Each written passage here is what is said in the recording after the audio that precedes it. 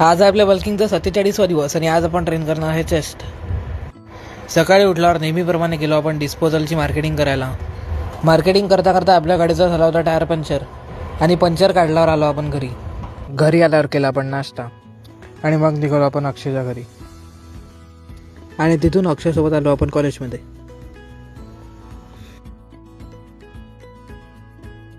कॉलेजमध्ये आल्यावर केला आपण इलेक्ट्रॉनिक्सचं लेक्चर वगैरे झाल्यावर आपण पिलो अभिषेकसोबत चहा. कॉलेज संपल्यावर आपण निघालो घरी जाण्यासाठी.